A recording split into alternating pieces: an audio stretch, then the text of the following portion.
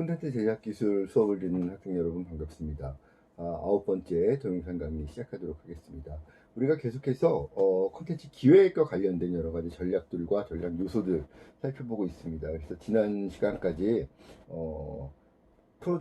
문화 콘텐츠 프로듀서의 10가지 전략적인 사고방식은 어떤 것들이 있는지를 살펴봤었습니다. 그래서 단기, 중기적으로 실제 프로젝트를 기획할 때 중요하게 확보해야 될 그러한 전략 요소들 5가지와 또 그러한 전략적인 요소들을 평소에 자기 역량으로 내재하기 위해서 어떤 준비와 어떤 태도를 가지고 있어야 되는가에 대한 그런 또 5가지 이 사고 합해서 모두 10가지의 내용들을 살펴봤었는데요. 단기적으로 살펴보면 그러한 그 컨텐츠 기획이 차별화된 자기 그 경쟁력을 갖추기 위해서는 컨셉, know your concep이라고 하는 측면에서 자기 작품의 컨셉을 차별화된 방향성을 설정하는 것이 중요하고, 또 그 안에 know your something new, 뭔가 특별한 다른 경쟁작들이나 다른 컨텐츠에서 발견하기 어려운 자기 컨텐츠만의 특별한 어떤 것을 반영하고 있는 것이 중요하다라고 하는 걸 살펴볼 수 있었는데요. 오늘 우리가 살펴보게 될 장르와 코드가 바로 그러한 컨셉과 something new를 구축하는데 대단히 핵심적인 도움을 줄 수 있는 그런 개념이라는 것이죠. 그래서 사실 개인적으로 이 장르에 대한 이해가 문화 콘텐츠 기획자뿐만 아니라 대중예술 영역에서 활동을 하는 그런 크리에이터들에게는 대단히 중요한 부분이다라고 강조를 하고 싶습니다.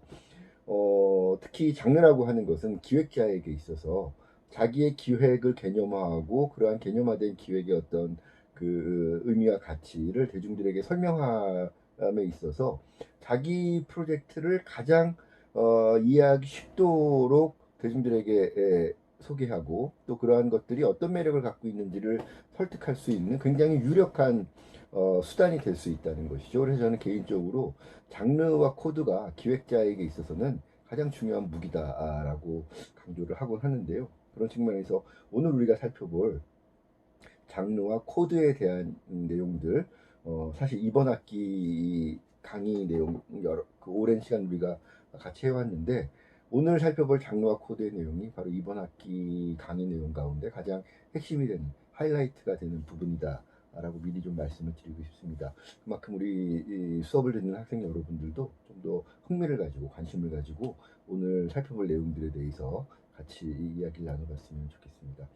자, 장르라고 하는 이 개념도 기획이라고 하는 이 용어와 마찬가지로 우리가 평소에 굉장히 많이 일상적으로 사용을 하는 용어 가운데 하나죠. 그러면서도 마찬가지로 장르가 뭐냐라고 물어보면 막상 뭐가 장르지 이렇게 설명하기가 애매한 것이 사실 또 장르라는 개념이죠.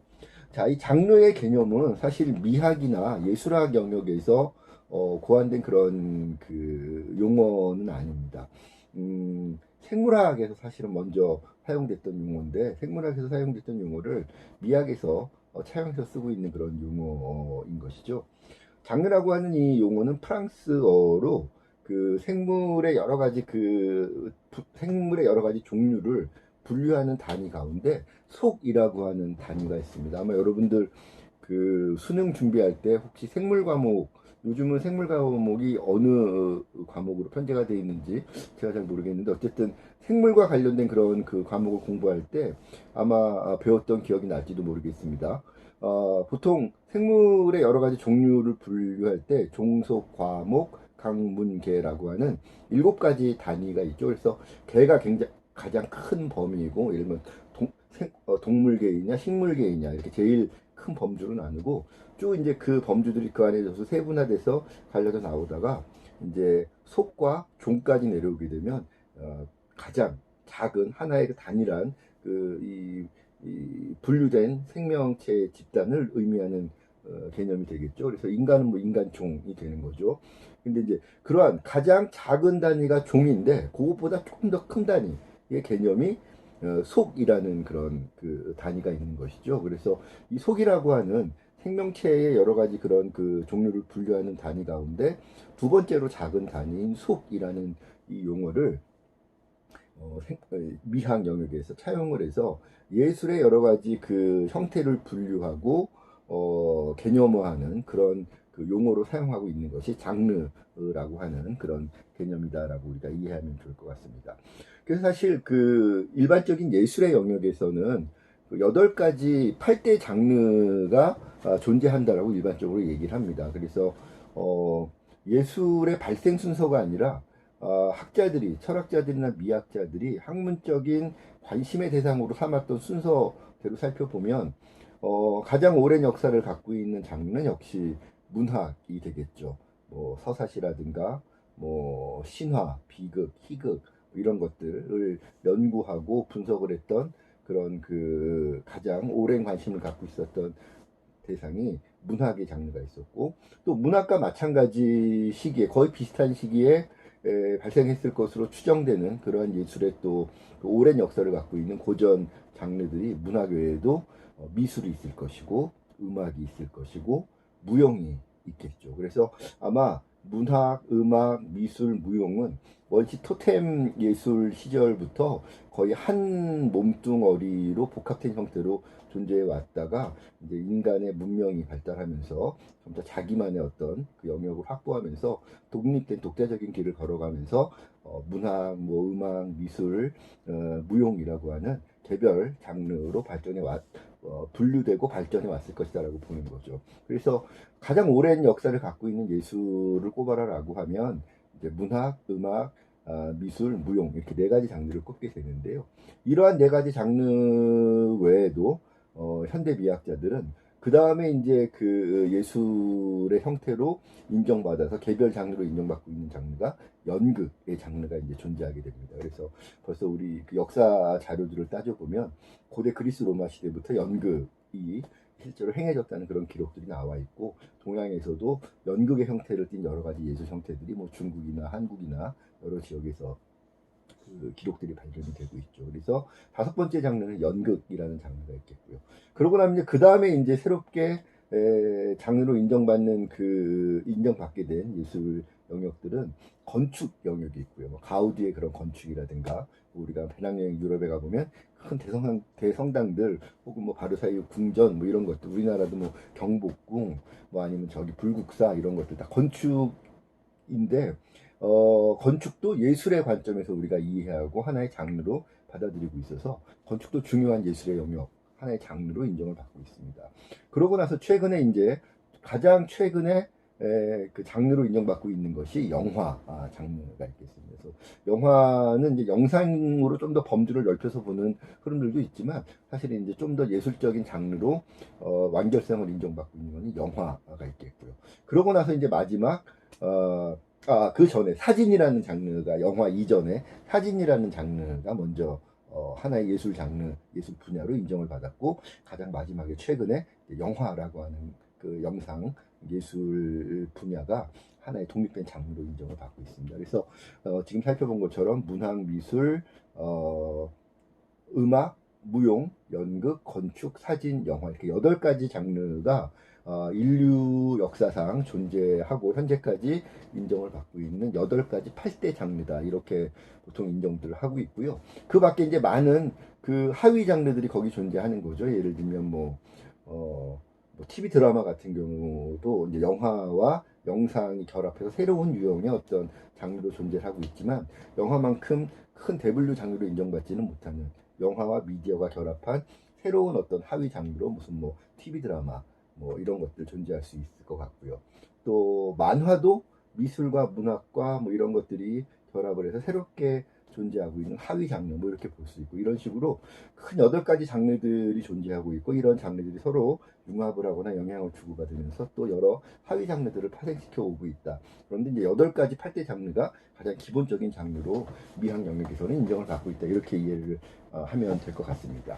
그런데 이러한 8대 장르들은 그 해당 장르의 표현 기법, 표현 수단을 기준으로 현재 나눠지고 있는 거죠. 예를 들면 문학은 언어적인 수단으로, 미술은 시각적인 수단으로, 음악은 뭐 멜로디와 박자, 리듬이라고 하는 수단으로, 뭐 무용은 인간의 몸짓이라는 수단으로, 연극은 뭐 연기와 뭐 이런 것들을 통해서, 건축은 건축이라고 하는 보여지는 그러한 그 방식을 통해서, 사진은 사진이라고 하는 그런 형식을 통해서, 영화는 영화라고 큰 스크린에 광학을 이용한 그런 움직이는 영상들이 이 표현 수단이 이런 표현의 수단을 기준으로 나눠지고 있는 것이 이제 대분류 장르의 8가지 장르의 개념이라고 볼 수 있는데, 사실 현대적인 문화 콘텐츠 기획 영역에서 기획자들이나 작가들에게 좀 더 중요하게 다가서고 있는 장르의 개념은 표현의 수단, 표현의 형식, 양식을 기준으로 장르를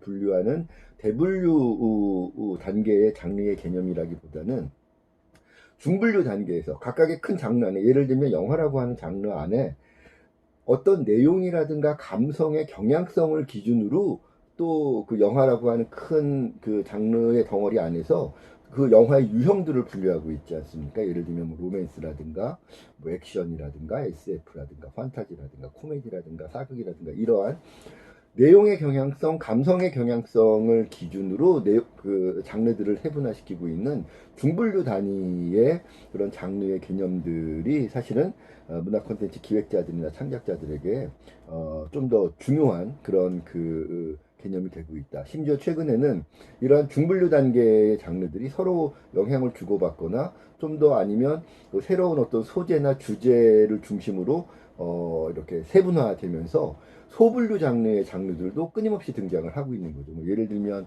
뭐 최근에 그 SF 장르 안에서도 어벤져스 시리즈는 히어로물이라고 하는 좀 더 세분화된 SF라고 하는 장르의 하위 장르로 존재를 하고 있지 않습니까? 그래서 그런 것들처럼 좀 중분류 단계의 뭐 로맨스 코미디 뭐 이런 장르들의 분류에서 좀 더 세분화된 하위 장르들도 지금은 대단히 많이 등장을 하고 있다라고 볼 수 있습니다. 그런데 보통 중분류 단계의 장르까지는 학술적으로 그 용어의 사용들이 보편적으로 인정을 받는 경우들이 많습니다. 코미디 영화, 코미디 장르 영화, 코미디 장르 문학, 뭐 예를 들면 멜로 장르 영화, 멜로 장르 문학 뭐 이런 식으로 중분류 장르의 장르 개념들은 학술적으로 그런 개념들을 쓰더라도 별 문제가 안 되는데, 최근에 등장을 하고 있는 그 소분류 장르의 그런 개념들은 학술적으로 인정을 받는 것도 있고 받지 못하는 것들도 있습니다. 왜냐하면 소분류 단위의 장르들은 생겨났다가 사라지는 그런 속도가 굉장히 빠르기도 하고, 어느 시점에는 인기를 얻었다가 어느 시점에 확 가라앉고 이런 부침들이 굉장히 강하기 때문에 학문의 대상에 대해서는 일정한 보편성과 지속성을 갖고 있는 현상이 학문의 대상이 될 수 있는 것인데, 소분류 단위의 그런 그 장르들은 그렇지 못한 경우들이 많아서 여러분들이 학술적으로는 소분류 단위의 장르의 개념을 쓸 때는 유의해야 된다. 다만 우리가 기획적인 측면에서 고민할 때는 얼마든지 사용할 수 있는 거죠. 그리고 얼마든지 여러분들이 자기 아이디어나 어떤 그 기획의 의도에 따라서는 이런 새로운 소분류 단위의 하위 장르들을 얼마든지 여러분들이 개념을 만들어내서 제안을 할 수도 있는 겁니다. 그것이 하나의 차별화된 자기 기획의 방향성을 설정을 할 수도 있는 그런 수단이 되기 때문에 그런 부분들은 기획적으로는 얼마든지 사용이 가능하다. 이런 것들을 미리 여러분들이 이해를 하면 많은 도움이 될 것 같습니다. 자, 그 우리 강의 자료 33페이지 이 내용들을 좀 볼 수 있도록 할 텐데요. 그래서 지금 우리가 살펴보는 것은 표현의 수단, 표현의 형식이나 양식을 기준으로 장르를 분류하는 그런 대분류 단위의 장르 개념이 아니라, 오늘 우리가 집중적으로 살펴볼 장르의 개념들은 내용의 경향성이나 감성의 경향성을 기준으로 분류를 하는 중분류 단위의 장르, 혹은 그거보다 좀 더 세분화된 소분류 단위의 장르의 개념을 주로 살펴보는 것이다. 그렇게 미리 말씀을 드리겠고요. 사실 우리에게 중요한 것은 예를 들면 영화 시장 안에서 영화라고 하는 그런 큰 장르의 개념이 중요한 것이 아니라, 영화라는 장르 안에서 내가 전달하고자 하는 메시지나 표현의 특징이 어떤 유형의 것이냐를 개념적으로 구체화하고 그것을 대중들에게 전달하는 것이 중요하기 때문에, 그래서 우리가 지금부터 얘기하는 장르의 개념은 내용의 경향성, 감성의 경향성을 중심으로 이렇게 작품을 분류하는 그런 측면에서의 장르다라고 하는 부분을 주로 살펴보겠다라는 말씀을 드리겠습니다. 자, 장르가 갖는 개념들은 이제 여러분들이 충분히 이해를 하셨을 텐데요. 이러한 장르가 기획자들에게 제공해주는 기능이 있을 겁니다. 혜택들이 있겠죠. 그런 것들이 어떤 것들이 있는지 하나하나 살펴보도록 하겠습니다. 자, 33페이지의 내용들을 보면 장르의 현대적 기능 내용들이 나와 있는데요. 자, 첫 번째로 장르의 개념이 이 기획자나 작가에게 주는 첫 번째 도움, 기능 어떤 것들이 있냐면 장르는 작품을 통해서 대중과 소통하기 위한 감성적 개념화의 기표 역할을 해준다 이렇게 나와 있습니다. 기표라고 하는 개념이 조금 어려운데요. 이게 기호학에서 어떠한 기호가 언어적으로 표현되어 있거나 시각적으로 표현되어 있는 그 자체를 기표, 어떤 의미가 기록되어 있는 표식이다라는 측면에서 기표라고 얘기를 하고 그 기표에 담겨져 있는 의미, 그 실체를 뜻하는 실제의 의미를 기의라고 얘기를 하는데 보통 여러분들이 언어, 상징, 심볼 이런 것들을 기표라고 이해하면 되고 그러한 언어나 단어나 상징, 심볼들이 실제로 의미하는 바, 그 의미나 가치를 기의라고 여러분들이 이해하면 되는데 그러니까 언어적 역할을 해준다라고 여러분들이 이해를 하면 될 것 같은데요. 예를 들면 이런 거죠.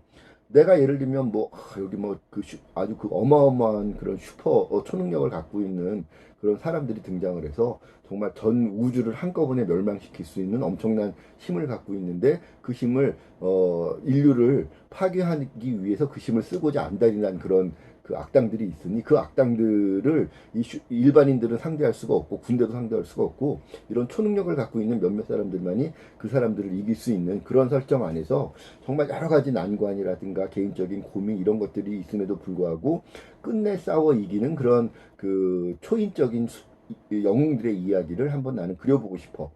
이런 이제 아이디어를 갖고 있는데 자, 대중들에게 우리가 지난 시간에도 얘기를 했지만 자기의 기획적인 아이디어를 사람들에게 설명을 할 때 기획 그 단계에서도 마찬가지지만 처음에 피칭 단계에서 한 문장 두 문장으로 당신의 아이디어를 얘기해 보세요. 그럴 수밖에 없는 게 현실이잖아요. 예를 대중들한테도 마찬가지죠. 뭐 잡지라든가 신문 지면 아니면 무슨 뭐 방송에 영화 관련 정보 프로그램에서 내 작품에 대한 소개를 해주는데 10분, 20분씩 시간을 할애해 주지 않지 않습니까? 내 작품은 어떤 제목을 갖고 있는데 어떤 작품입니다. 직관적으로 사람들에게 그걸 전달을 해야 되는데 그럴 때 방금 설명했던 그런 내용의 작품이라면 우리는 한 단어로 장르를 규정을 해서 사람들에게 전달할 수 있겠죠. 내가 하고 싶은 영화는 히어로물입니다. 히어로 장르입니다. 이렇게 이야기를 하면 아까 제가 길게 얘기했던 부분을 한 단어로 설명을 할 수 있다는 거죠. 그러니까 히어로물, 히어로 장르라고 하는 이런 개념 안에 굉장히 많은 요소들이 있을 텐데 그러한 요소들을 내 작품에서 어떤 식으로 구현한다라고 구구절절하게 이야기하지 않아도 히어로물입니다. 라고 얘기하면 산뜻하게 설명이 되는 거죠. 예를 들면 히어로물인데 내 히어로물에는 바닷속에서 활약을 하는 수중 영웅이 등장을 합니다. 뭐 이렇게 설명하면 히어로물 안에서도 쉽게 자기 작품의 차이점을 설명할 수 있는 거고 내 작품에 등장하는 히어로는 순간이동을 하는 히어로가 등장을 하는 히어로물입니다. 순간이동도 초능력일 수 있겠구나. 쉽게 자기의 어떤 기획적인 그 에센셜들, 기획적인 핵심들을 보다 쉽고 용이하게 사람들에게 전달해 줄 수 있는 그런 그 역할을 해준다. 바로 그런 측면에서 우리가 장르가 대중과 소통하기 위한 감성적 개념화, 감성적 개념의 어떤 언어적인 측면이다, 기표다라고 이제 우리가 이야기할 수 있다라는 것이죠.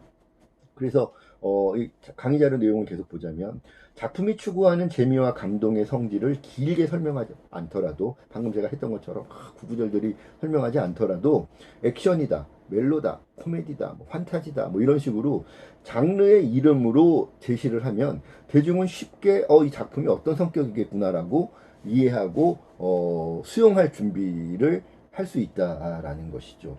그래서 예를 들면 나는 뭐 이 많은 이 극장 사이트라든가 아니면 영화 정보 사이트 혹은 웹툰 플랫폼들 뭐 아니면 그 멜론이나 뭐 지니뮤직 같은 음악 그 음원 서비스 플랫폼들 들어가 보시면 거기 나와 있는 컨텐츠들을 자기 나름대로 분류를 해서 이렇게 배치를 해놓지 않습니까? 그럴 때 뭘 기준으로 가장 많이 분류합니까? 장르를 중심으로 분류를 하죠. 극장 가도 신작들 할 때 뭐 개봉 일수 뭐 이런 식으로도 분류를 하지만 대부분 여러 장르들 여러 예를 들면 영화, 웹툰, 뭐 게임, 뭐 여러 이런 유형의 대중 그 컨텐츠, 대중예술 컨텐츠들을 서비스하는 플랫폼들에 들어가 보면 가장 보편적으로 많이 사용을 하는 작품 분류의 기준은 장르를 기준으로 분류를 해놓고 있다. 웹툰도 마찬가지고 게임도 마찬가지고 뭐 웹소설 뭐 영화 음악 마찬가지입니다. 그것은 뭐냐면 대중들은 대중들 입장에서도 내가 오늘 보고 싶은 영화의 어떤 특성, 또 내가 듣고 싶은 음악의 특성, 오늘은 왠지 비도 오고 어제 나를 전화로 헤어지자고 일방적인 통보를 했던 얘 네임도 생각나고 막 이러는데 비도 오고 있어. 오늘 나 무슨 음악을 들을까? 나 좀 이렇게 내 이 슬픈 마음을 달래줄 수 있는 그런 잔잔한 음악 듣고 싶어. 발라드 뭐 아니면 소울 뭐 이런 식의 어떤 그 니즈를 느끼겠죠. 그럴 때 장르를 중심으로 이제 분류되어 있는 그런 음악 사이트 들어가서 그러면 뭐 힙합이라든가 락 이런 거 제쳐주고 오늘은 나는 발라드야. 아니면 혹은 뭐 힙합이야, 소울이야, 뭐 이런 식으로 아, R&B야, 뭐 이런 식으로 자기가 원하는 컨텐츠를 보다 쉽게 선택하고 수용을 할 수 있는 수단이 되어준다라는 거죠. 그래서 기획자나 창작자가 전달하고자 하는 그런 내용적인 감성적인 경향 그리고 대중 입장에서도 내가 수용하고 싶어하는 어떤 내용적이고 감성적인 경향 이 양 측면의 니즈를 이어주는 언어적인 역할을 해주는 것이 바로 장르다. 그래서 장르적으로 얼마나 자기 작품을 잘 표현해낼 수 있느냐가 대중들과의 커뮤니케이션에 있어서 뭔가 내가 전달하고자 하는 그런 유형의 어떤 감성을 원하고 있는 그 대중들에게 당신이 원하는 거 여기 있어 이것이 이것이오라고 쉽게 전달해 줄 수 있는 굉장히 중요한 그 언어적인 수단의 역할을 해주는 것이 장르다라고 하는 것이죠. 그런데 여기서 중요한 거, 대중들은 표현되는 형식이나 양식, 그러니까 표현 형식이나 양식이라는 것은 그 작품에 담겨져 있는 재미와 감동이 나에게 전달되는 방식을 얘기하는, 이야기의 방식을, 메시지가 전달되는 커뮤니케이션의 방식을 의미하는 것이겠죠. 그래서 이러한 표현 형식이나 양식이 낯선 것을 선호하지 않는 경향들을 가지고 있습니다. 인간은 기본적으로 낯선 거를 선호하지 않아요. 여러분들은 인간의 본성을 어떻게 물론 모든 사람들이 자기를 포함해서 많은 그런 사람들의 공통적인 본성에 대해서 여러 가지로 나름대로 자기의 어떤 기준들을 갖고 있겠죠. 인간의 본성은 나쁘다라든가 인간의 본성은 선하다라든가 인간은 오랜 세월 동안 역사적으로 철학의 관점에서 인간의 본성을 분석하고 규정하기 위한 노력들을 해왔는데요. 어, 사실 그러한 여러 가지 그 본성들 가운데 인간이 가지고 있는 중요한 어떤 경향성 중에 하나는 낯선 거를 선호하지 않는다라고 하는 보수적인 태도를 갖고 있습니다. 인간은 기본적으로 안정적인 것을 선호하지 이러한 안정이 이 균형을 잃고 위협에 처하는 것들을 선호하지 않으려는 경향들을 갖고 있는 거죠. 제가 이 부분에 대해서는 이번 학기에 강의실에서 강의가 진행되었다면 좀 더 진화 심리학의 관점에서 왜 인간들은 보수적이고 안정적인 것들을 희구하게 되었고 낯선 것들을 선호하지 않게 되었는지를 과학적으로 제가 좀 말씀을 드리고 싶었는데 이게 동영상 강의로 진행을 되다 보니까 그 부분들을 심도 있게 이야기하기가 좀 어려운 시간적인 여건이나 뭐 이런 것들이 있어서 그 부분들은 2학기 우리 콘텐츠 융합 현장의 이해 수업에서 좀 더 심도 있게 제가 다룰 수 있도록 하겠고요. 어쨌든 이번 학기에는 기본적으로 인간들은 낯선 것들을 싫어하고 안정적인 것을 선호한다 이런 성향을 갖고 있다. 왜? 인간은 원시 시대부터 현대의 어떤 진화된 인류로 성장해 오기까지 어쨌든 초기의 인간들은 여러 가지 육체적으로도 아니면 이렇게 이 개체 전체적인 측면에 봤을 때도 자연의 여러 경쟁자들에 비해서 작고 왜소하고 나약한 존재일 수밖에 없었다. 그래서 인간이 그런 이 생태계 안에서 미약한 존재로 등장을 했지만 생존과 적응과 번식을 해오면서 현재의 인류의 어떤 문명 수준까지 이르기 위해서 인간들은 어쨌든 보다 유리하게 자기 삶의 생존과 적응과 번식을 할 수 있는 그런 방식들을 선택할 수밖에 없었는데 예를 들면 인간에게 있어서 이런 거죠. 지나가다가 오늘 굉장히 화려한 색깔을 갖고 있는 어떤 열매가 달린 나무를 발견했어요. 근데 이거는 우리 부족이 그동안에 먹어보지 않았던 그런 그 열매야. 그런데 색깔이 너무 이뻐. 그런데 원시시대의 과학의 수준이 높지 않았던 시절에 그러한 그 낯선 화려한 과일을 만났다면 그 시대의 인류는 그 과일을 먹는 게 유리했을까요? 먹지 않는 게 유리했을까요? 물론 먹으면 배가 불러서 사람은 에너지를 얻어야 되니까 배가 부를 수 있는 이점이 분명히 있겠죠. 영양 섭취의 이점들이. 그러나 여러 가지 이점들이 9가지가 있고 한 가지의 위험. 예를 들면 이게 굉장히 화려하고 맛있어 보이지만 혹시라도 인간에게 치명적인 독성이 있을지도 모르는데 이걸 모르고 있죠. 이게 실제 독이 있는지 없는지를 몰라. 근데 독이 있을 수 있는 가능성이 1%라도 있다면 인간은 9가지의 이로운 가능성에도 불구하고 낯선 그 과일을 먹지 않는 것이 생존에 도움이 될 수 있어. 도움이 될 수밖에 없다는 거죠. 왜? 먹어서 배부르면 다행인데 배부른 거는 오래 안 가. 근데 독을 섭취해서 독성이 내 몸 안에 퍼지면 그건 치명적이야. 왜? 의학이 발달하지도 않았고 치료제가 뭔지도 몰라요. 그런 시절에는 낯선 것들은 여러 가지 유혹을 느끼더라도 삶의 여러 가지 옵션에서 배제하는 것이 인간들에게는 유리할 수밖에 없었다는 겁니다. 또 뭐 예를 들면 좀 더 시간이 지나서 뭔가 부족을 이루면서 인간들이 살아가고 자기 영토를 가지고 농사짓고 살아가는 그런 시기가 됐어. 근데 우리 부족은 저기 앞에 큰 강이 있어서 저 강 너머까지는 건너가지 않는 것을 우리 부족의 약속으로 삼고 우리 영토 안에서 농사짓고 가축을 기르면서 살아가고 있는데 강 건너에 갑자기 낯선 어떤 부족들이 등장을 해서 천막을 치고 살려고 하고 있어. 자, 그러면 강 건너에 낯선 그 집단이 찾아왔을 때 저 친구들에게 찾아가서 우리 친구 합시다, 사이좋게 지냅시다, 악수를 하는 게 유리하겠습니까? 아니면 저 친구 낯선 놈들이 나왔어, 우리 저기 그 강가에 뭐 이렇게 성이나 이런 거라도 세우고 무기 더 빨리 만들어서 저놈들이 쳐들어오면 언제든지 싸울 수 있게 전쟁 준비를 하자라고 대비를 하는 게 유리할까요? 후자 쪽이 훨씬 유리했겠죠. 왜? 물론 저쪽에 있는 사람들이, 새롭게 등장한 사람들이 착한 사람들일 가능성도 있어. 그러나 우리가 저 사람들이 누군지를 모르잖아요. 그럴 때는 낯선 사람들이 등장을 했을 때는 경계하는 것이 우리 부족의 생존을 위해서 훨씬 더 확률이 높은 선택일 수밖에 없다는 겁니다. 부족 안에 낯선 사람이, 예를 들면 집단이 아니더라도 낯선 사람 하나가 우리 부족의 영토에 들어와서 먹을 거를 좀 달라고 그러고 도와달라 그래. 드리는 게 유리할까요? 드리지 않는 것이 유리할까요? 원시시대 때에는 인간의 삶이 지금보다 훨씬 발달하지 않았던 시절에는 낯선 사람을 무리에 들이지 않는 것이 훨씬 유리했을 겁니다. 왜? 얘가 어떤 질병을 갖고 있을지 모르잖아. 그렇죠? 요즘 뭐 코로나 때문에 우리 다들 고생하고 있습니다만 내가 검증되지 않은 사람이 어떤 병균을 갖고 있는지 굉장히 중요한 이슈일 수밖에 없다는 거죠. 생존을 위해서. 그래서 이런 모든 것들이 인간이 자연의 법칙을 활용할 수 있는, 컨트롤할 수 있는 그러한 역량, 과학이죠.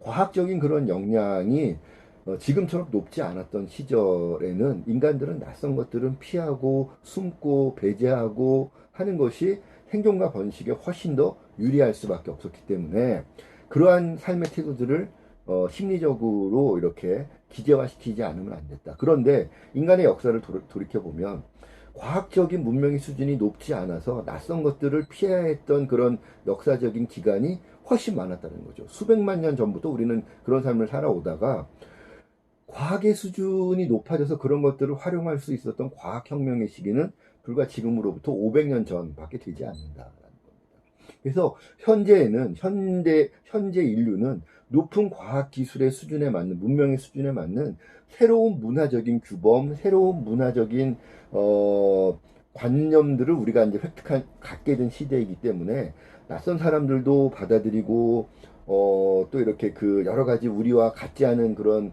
현상이나 문화들도 받아들이고 수용을 해서 다원화된 그런 그 문명을 구가하는 것이 바람직하다. 폐쇄된 사회보다는 개방적인 사회가 바람직하다라는 그런 결론에 도달해서 그러한 규범을 갖고 있는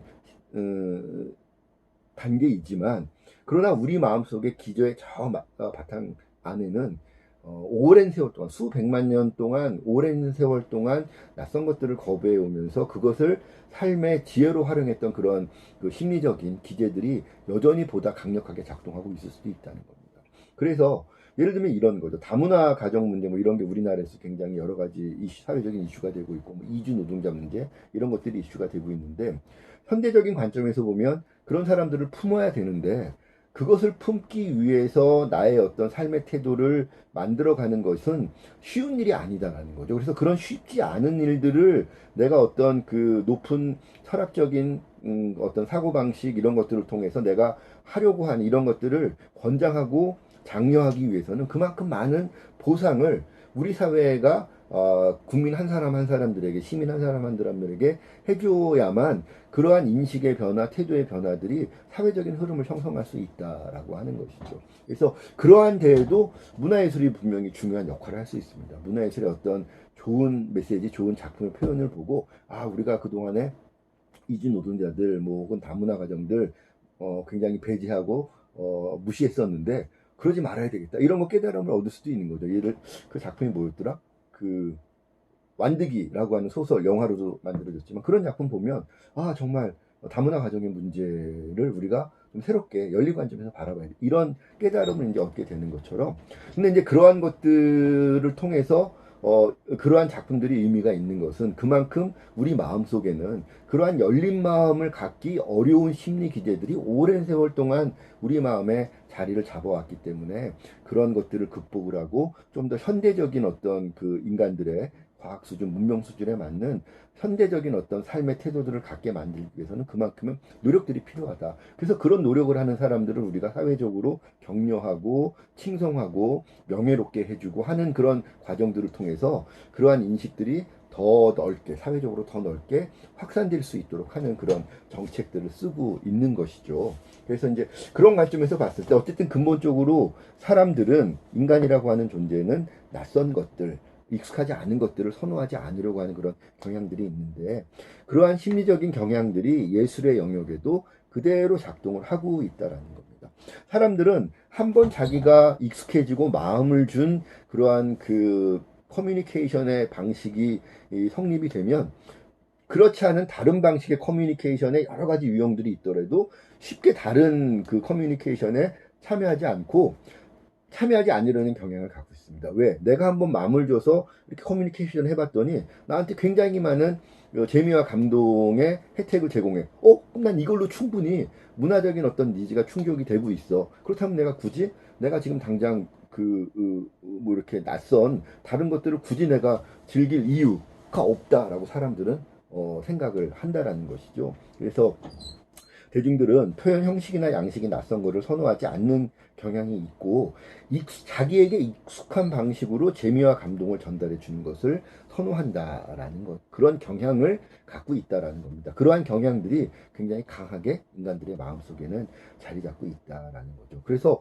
한번 액션 장르에 빠진 사람들은 액션 장르를 봅니다. 한번 SF에 빠진 사람들은 SF를 팝니다. 한번 환타지에 빠진 사람들은 환타지를 파는 거죠. 문화사회학의 문화사회학이 최근에 20세기, 21세기 초반까지 뭐 유럽이나 미국 혹은 뭐 우리나라의 이런 그 대중예술의 분석의 어떤 이론적인 틀로 많이 이제 그 이야기가 되면서 문화사회학적인 관점들이 굉장히 많이 이제 활용이 되고 있는데, 문화사회학의 관점에서 보면 문화적인 경험이 많은 문화적인 어떤 그 상위 계급일수록 문화 다양성을 갖고 있다라고 설명을 하는 경향들이 있는데, 실제로 제가 어떤 연구를 위해서 설문조사를 해봤더니 문화 경험이 많은 사람들일수록 자기가 선호하는 장르를 고집하는 경향들이 훨씬 더 강하게 나오더라는 거죠. 인간의 본성이 작동하는 방식이 여러 가지 시도들을 동시에 이렇게 막 활발하게 하기보다는 나에게 검증된 혜택을 제공하는 방식을 위주로 자기 삶을 영위하고자 하는 그런 속성들을 인간의 심리에는 보다 깊숙하게 자리 잡고 있기 때문이다라고 설명할 수 있다라는 거죠. 아마 그런 측면 때문에 우리 그 나라의 많은 그 대중예술 영역에서 덕후들, 특히 팬덤 문화 안에서도 덕후 팬덤의 그런 아주 열성적인 그런 흐름들이 그런 측면에서 우리가 해석을 할 수 있지 않을까라는 생각이 듭니다. 한번 내가 힙합에 빠지면 힙합을, 한번 락에 빠지면 락을, 한번 트로트에 빠지면 트로트에, 이런 성향들을 보이고 그 영역 안에서의 대중예술 커뮤니케이션에 훨씬 더 몰입하고 그 안에서 충분한 재미와 감동을 찾고, 굳이 내가 다른 어떤 이 영역들이 있다 하더라도 굳이 뭐 거기까지 내가 시간 낭비하지 않고 나는 나에게 큰 만족을 주는 이 장르에, 이 유형에 나는 집중하겠어. 이런 성향들을 보다 많이 나타내고 있다라는 것입니다. 그래서 그런 측면에서 대중들이 가지고 있는 그런 보수적이고 또 낯선 것들을 선호하지 않는, 역으로 익숙한 것을 좀 더 선호하는 그런 경향들이 강한 것이 인간이고, 그러한 인간의 경향이 대중예술 커뮤니케이션 영역에서도 그대로 강력한 경향으로 나타나고 있다라는 부분들을 우리가 잘 이해를 해야 될 것 같습니다. 자, 그런 측면에서 봤을 때 장르는 대중들이 가지고 있는 익숙함에 대한 요구가 있는 것이죠. 그런 익숙함에 대한 요구에 대응을 할 수 있는 수단이 장르의 개념이다라고 보는 것입니다. 그래서 아까 얘기했던 것처럼 나는 정말 사람들이 치고받고 싸우면서 막 이 성장해가는 어떤 그 주인공이 나쁜 악당들 물리치는데 정말 치고받고 싸움하면서 이겨내는 그런 거 보고 싶어. 액션물 좋아하는 사람이겠죠. 나는 로봇가 등장해서 악당들 물리치는 거 보고 싶어. 로봇물 좋아하는 사람들이죠. 이런 사람들은 그런 내가 익숙해하고 나에게 익숙한 즐거움을 주는 것들 의 어떤 개념을 나는 액션을 좋아하는 사람, 나는 뭐 멜로를 좋아하는 사람, 나는 코미디를 좋아하는 사람, 자기 스스로 자기의 어떤 문화적인 취향을 개념화시키고 있다라는 거죠. 대중들도. 그래서 그러한 익숙함에 대한 요구를 스스로 개념화시키고 있기 때문에 대중들이 그러한 익숙함에 대한 개념들을 그 익숙함에 대한 어떤 요구들을 기획자들은 대응을 해줘야 되는데, 그러한 대응에 있어서 역시 마찬가지로 대중들이 개념화시키고 있는 개념인 장르의 개념을 통해서 그런 익숙함에 대한 요구들을 대응할 수 있다라는 것이 장르가 주는 중요한 기능 중에 하나다라고 볼 수 있는 거죠. 그래서 그런 측면에서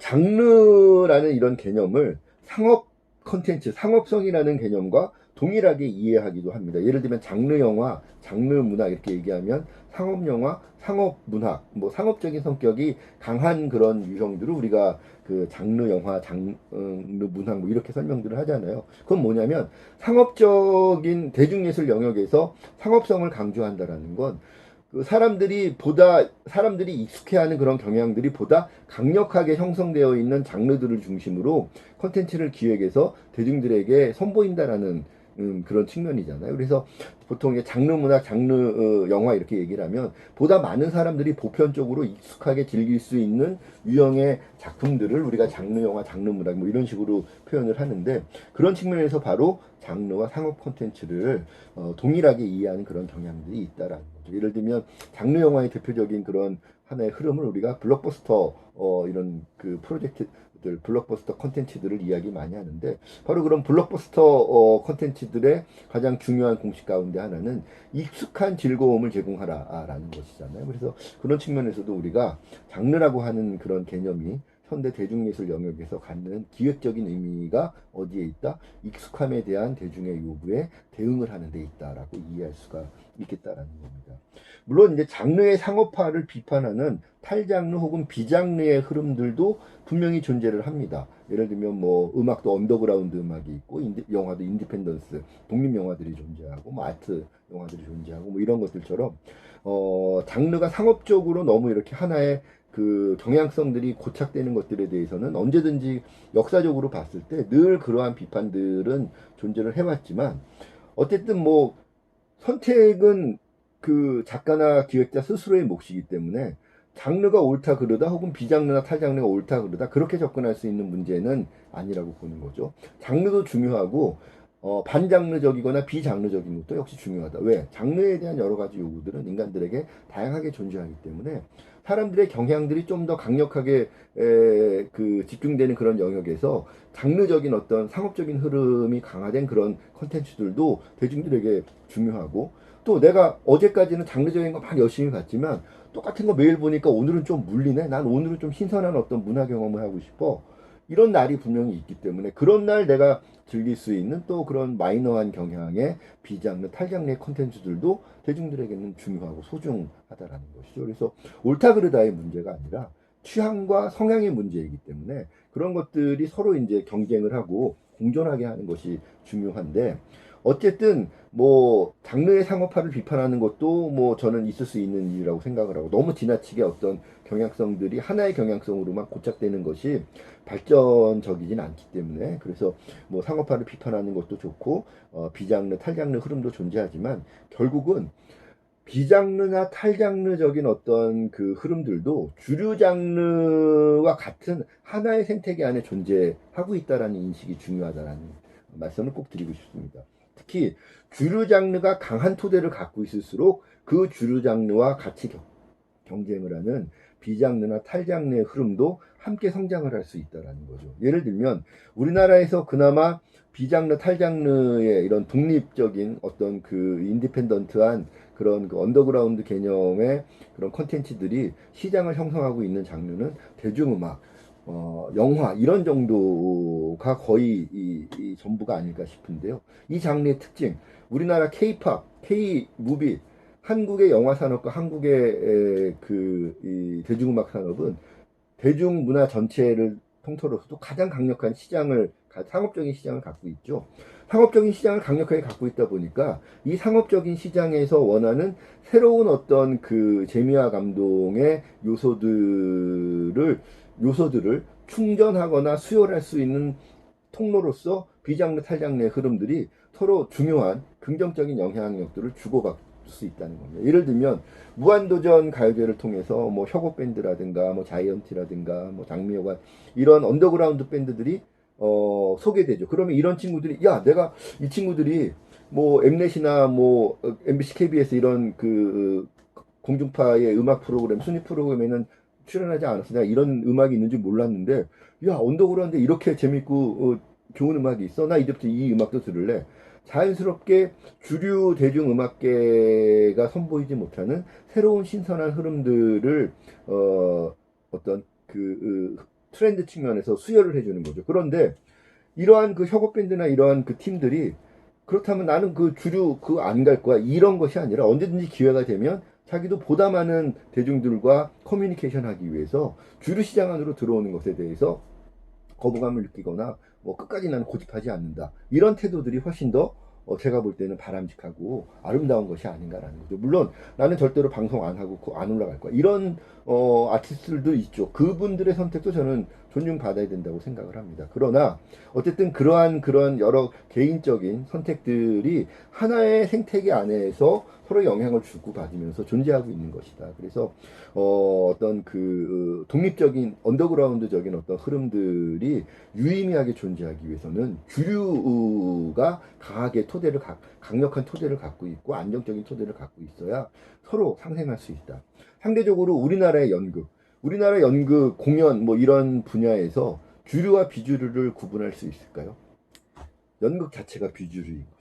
그러니까 주류 자체가 강력하게 성성돼 있지 못하다 보니까 이게 비주류가 자기 어떤 생태계를 구축하는 것조차도 버겁고 힘들 수밖에 없다. 그러니까 늘 뭐 아이돌 그 가수들 데려다가 뮤지컬 제작해야 되고 이런 그 이슈들이 계속 반복적으로 발생이 되고 있다는 거죠. 그래서 그런 측면에서 그런 장르의 이런 개념들이 상업적인 의미로도 사용되는 것이 자연스러운 일이나 그것을 뭐 이렇게 우리가 옳다 그르다의 관점으로 바라볼 일은 아니다라는 거죠. 그래서 제가 이 말씀을 드리는 이유는 장르 그러면 그 장르 영화, 장르 문학 뭐 이런 거 한다 그러면 이게 좀 이렇게 창의적이지 않은 듯한 그런 오해, 선입견, 편견 이런 것들을 갖고 있는 분들도 일부 있고 그런 선입견들이 우리 사회에 존재하다 보니까 작가나 기획자들 중에도 장르에서 뭔가 자기의 기획적인 창작적인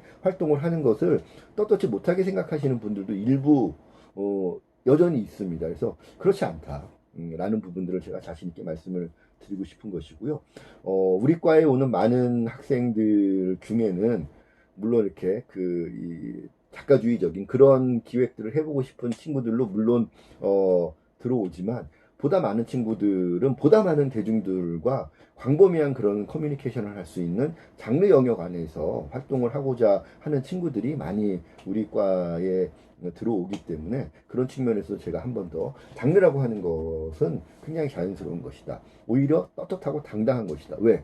인간의 본성이 익숙한 즐거움과 재미를 원하고 있기 때문에 그런 대중의 요구에 대응을 해주고 거기에 맞는 콘텐츠들을 제공해 주는 것은 기획자와 작가들의 중요한 롤이다라고 말씀드릴 수 있다는 것이죠. 그래서 여기서 중요한 거 장르는 익숙함에 대한 대중의 요구에 대응을 할 수 있는 수단이다라고 볼 수 있습니다.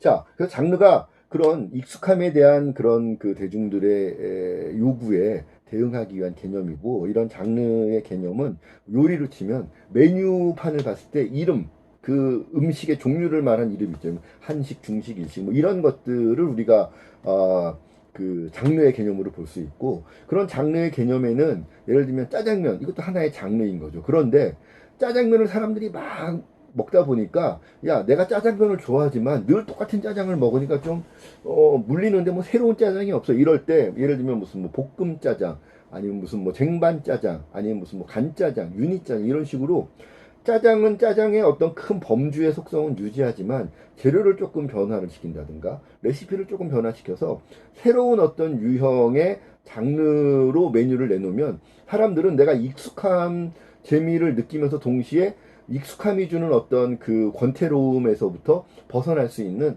새로운 신선한 체험을 할 수 있다라는 거죠. 그런 측면에서 장르는 익숙함에 대한 그런 대중의 요구에 대응을 하기 위한 전략이지만, 익숙함에만 매몰되어서는 안 된다. 우리가 기획이론 3주 전에 처음 배울 때 기획은 안정적이지만 고착되어서는 안 된다라고 우리가 살펴봤었잖아요.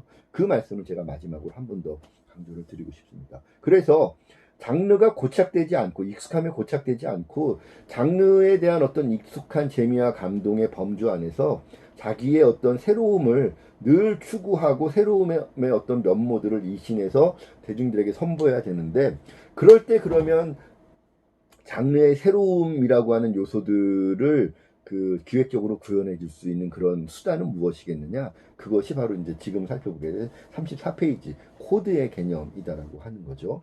자, 장르는 학술적인 개념이기 때문에 아까 중분류 단위의 장르 개념까지는 얼마든지 논문이라든가 이렇게 학술적인 영역에서 사용이 가능한데, 코드의 개념은 사실 학술적인 개념은 아닙니다. 오히려 뭐 창작적이거나 평론적인 측면에서 자주 사용되는 개념이 이어서 사실 코드는 학술적인 개념은 아니지만, 우리가 이야기하는 코드의 개념은 어떤 장르와 구분할 때 그 장르가 갖고 있는 고유한 속성들의 구체적인 개별 요소들, 그 요소들을 우리가 코드다라고 이야기할 수 있겠다라는 겁니다. 그래서 우리 34페이지 강의 자료를 보면 코드는 학술적인 용어는 아니지만 창작적 평론적 측면에서 자주 사용되는 개념으로 특정 장르를 다른 장르와 구분하는 장르 고유의 경향성을 추출해서 단위화한, 장르 자체의 경향성을 구현해내고 있는 개별 요소들을 추출해서 그것들을 단위화한 개념이다라고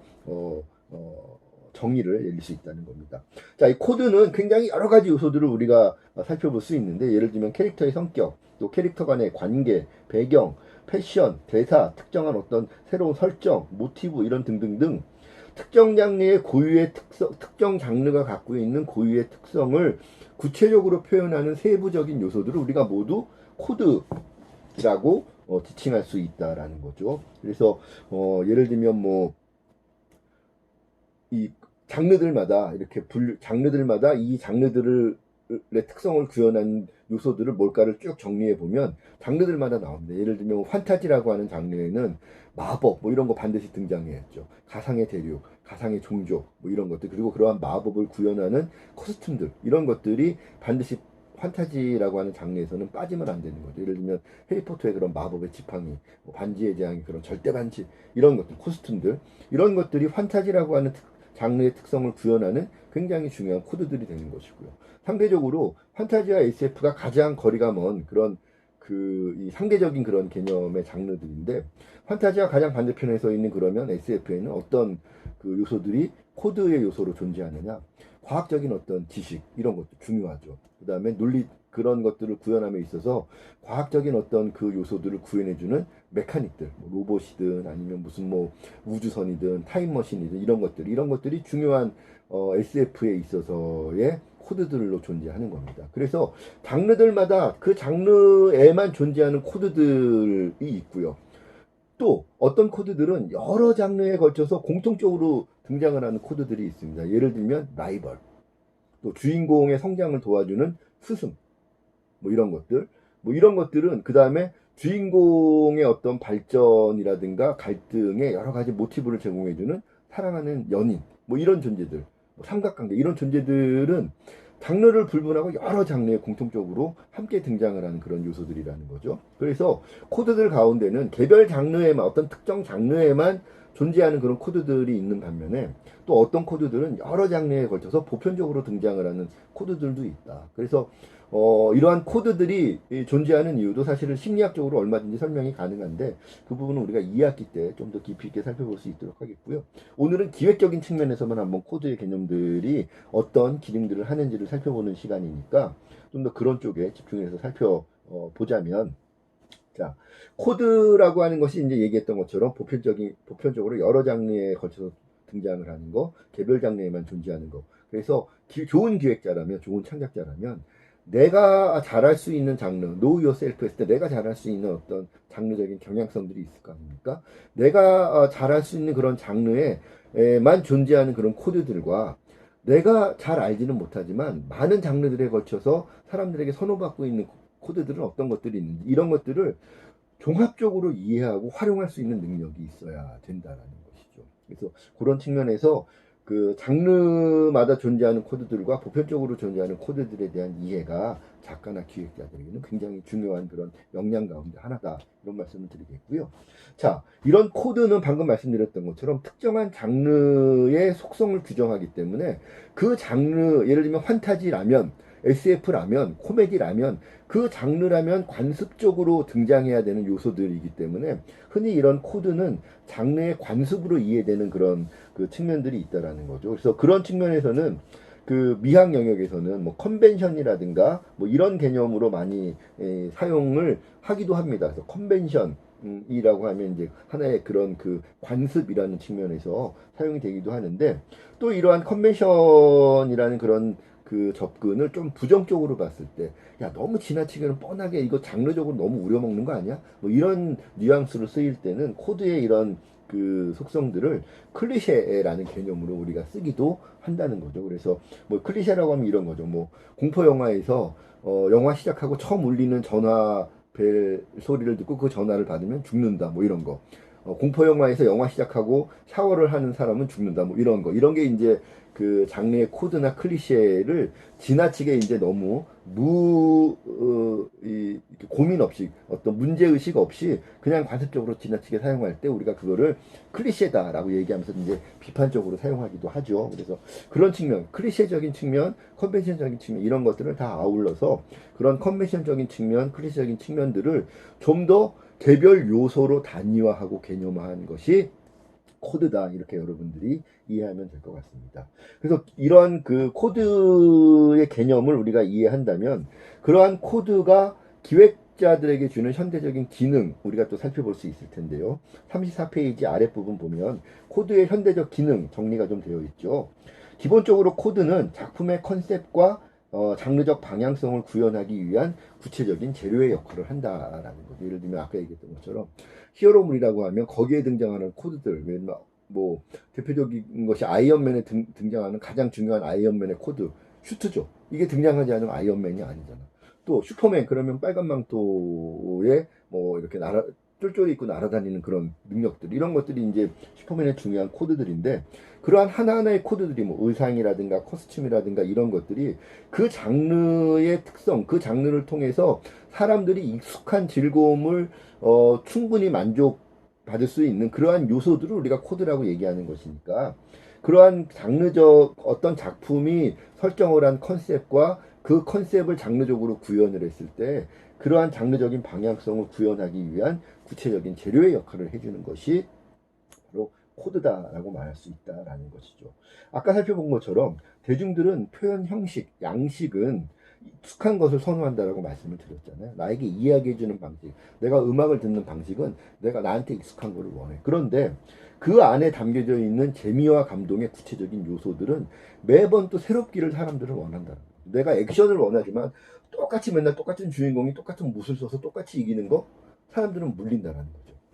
치고받고 싸워서 이긴다라고 하는 장르적인 큰 익숙한 방식은 여전히 나에게는 중요하지만, 그 안에서 싸우는 주인공의 성격도 바뀌어야 되고, 주인공이 사용하는 무술의 그런 그 구체적인 기술들도 바뀌어야 되고, 상대해야 되는 악당들의 속성도 바뀌어야 되고, 이런 것들, 구체적인 재미와 감동의 구체적인 요소들, 내용들은 늘 새롭기를 원하는 게 대중들이 장르라고 하는 영역 안에서 원하는 재미와 감동의 측면들이다라고 하는 겁니다. 그래서 그런 대중들은 익숙한 장르적인 어떤 틀들은 선호하지만 그 안에서 그 안에 담겨져 있어서 내가 느껴야 될 재미와 감동의 요소들이 과거의 어떤 다른 작품들과 유사하거나 하는 걸 원치 않는다는 거죠. 과거의 그런 그 장르 안에서 이미 내가 경험을 했던 다른 작품들과 같은 장르지만 지금 내가 즐기고 있는 이 작품은 다른 재미와 감동의 요소를 갖기를 원한다라는 겁니다. 사람들은 내가 예를 들면 SF 히어로물의 장르를 선호해서 그동안에 어벤져스 열심히 봤지만 내가 또 새롭게 보는 작품이 또 어벤져스랑 비슷하네 이런 느낌을 갖게 되면 대부분 뭐라고 얘기하냐면 야 이거 진부하다, 누구 이거 따라했구나, 답습했구나, 고루하다 이런 반응을 보이고 쉽게 뭐라고 규정해 버리냐면 이거는 아류야, 이건 오리지널이 아니라 어벤져스 따라한 짝퉁이야, 아류야 라고 규정을 해버리는 그런 태도들을 대중들은 갖고 있다는 것이죠. 그래서 대중들은 늘 내가 익숙한 장르를 선택을 하지만 그 익숙한 장르에서 선택한 작품이 그 장르 안에서의 새로운 재미와 감동의 구체적인 썸씽류를 나에게 제공하지 않는다면 고루하다, 아류다라고 판단을 해버리고 어떤 작품을 선택하느냐? 새로운 요소들을 갖추고 있는 그 장르 안에서의 다른 컨텐츠들을 선택하는 그런 경향들을 갖고 있다라는 것입니다. 그래서 새로운 요소를 제시하는 작품들을 선택하는 경향들을 대중들은 갖고 있다라는 것이죠. 그래서 그런 측면에서 보면 아까 장르는 대중들이 갖고 있는 익숙함에 대한 요구에 대응을 하는 그런 수단이라면 그런 익숙한 그 선택의 범주 안에서 대중들이 원하는 새로움에 대한 요구에 대응을 하는 수단이 바로 코드다라고 우리가 이야기할 수 있겠다라는 겁니다.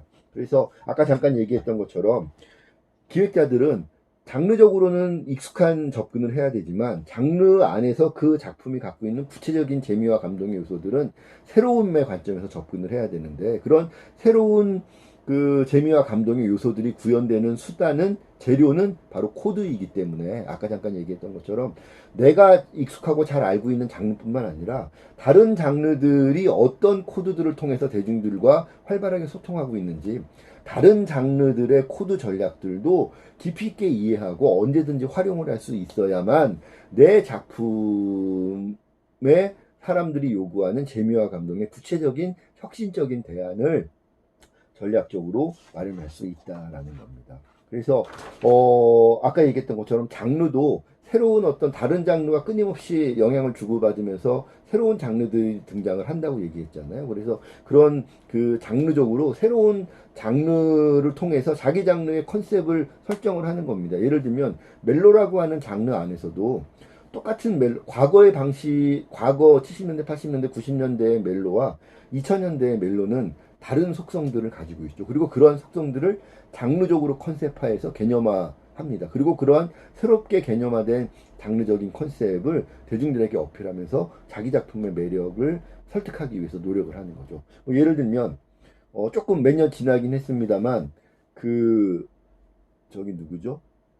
송혜교하고 송중기가 주연을 해서 굉장히 큰 그 인기를 얻었던 태양의 후예라고 하는 그런 드라마가 있죠. 잘 알다시피 이 드라마는 기본적으로는 어떤 장르죠? 멜로 장르입니다. 그런데 이 멜로가 그 이전에 90년대까지의 멜로와는 전혀 다른 그 속성을 가지면서 자기 장르 규정을 새롭게 했죠. 뭐라고 했었죠?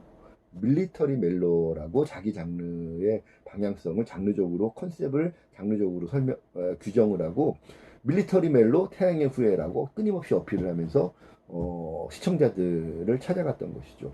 기본적으로 멜로의 범주 안에서 선호받지 못하는 코드가 밀리터리 코드였습니다. 기본적으로 멜로는 여성향 장르이기 때문에 여성들이 군인들이 등장을 하는 이야기들을 그렇게 선호하지 않아 왔었죠. 농담 같은 얘기긴 합니다만 대한민국 여성들이 싫어하는 얘기가 세 가지가 있다 그러죠. 하나는 축구 얘기, 두 번째는 군대 얘기, 세 번째는 군대에서 축구하는 얘기. 이게 우리나라 여성들이 대표적으로 싫어하는 유형의 코드들이 이 세 가지, 군대 축구, 군대에서 하는 축구, 이런 요소들이다. 이렇게 이제 농담처럼 많이 얘기를 하는데, 이런 농담이 나올 정도로 사실 여성들이 축구라든가 이 군대 얘기 이런 거 선호하지 않죠. 그런데 기존의 멜로의 주류적인 관점에서는 멜로에 어울리지 않는 요소라고 보여지는 밀리터리 요소들을 적극적으로 가져와서 장르적으로 밀리터리 멜로다라고 과감하게 제안을 하고 있다라는 것이죠. 이건 뭐냐? 똑같은 멜로에 익숙한 범주 안에서의 어떤 그 기획 전략이지만 과거에 등장을 했던 멜로 드라마의 주인공들의 어떤 특성이라든가 갈등 관계를 답습해서는 멜로를 좋아하는 그런 멜로의 고정 팬덤들이 재미와 감동을 느끼지 못할 때니 뭔가 새로운 신선한 멜로 드라마로 내 작품을 기획하고 싶다. 그런데 달라진 어떤 시대의 상이라든가 달라진 어떤 그 이 대중들의 이런 일상들을 관찰을 해봤더니 과거에는 밀리터리라는 요소를 멜로 팬덤에서 그다지 선호하지 않았으나 이제는 밀리터리라고 하는 그런 요소들도 멜로 팬덤에서 얼마든지 수용할 수 있는 가능성이 있다라고 하는 자기만의 썸씽류를 찾아낸 거죠. 누가? 김은숙 작가가. 물론 최근에 더킹은 그렇게 재미를 많이 못 보고 있습니다만 어쨌든 이 태양의 후예에서만큼은 그 판단이 굉장히 유효했던 거죠. 그래서 송중기라고 하는 그런 캐릭터가 등장을 해서 전쟁 상황에서 파병 나간 그런 긴박한 상황에서 오히려 그런 밀리터리적인 요소들을 배경에 깔았기 때문에 두 남녀 주인공의 그런 사랑이 훨씬 더 아슬아슬한 그런 긴장의 관계들을 헤치고 나가면서 마지막에 아름다운 사랑의 결실을 맺었을 때 많은 시청자들이 좀 더 깊이 감성적으로 몰입할 수 있었다라는 겁니다.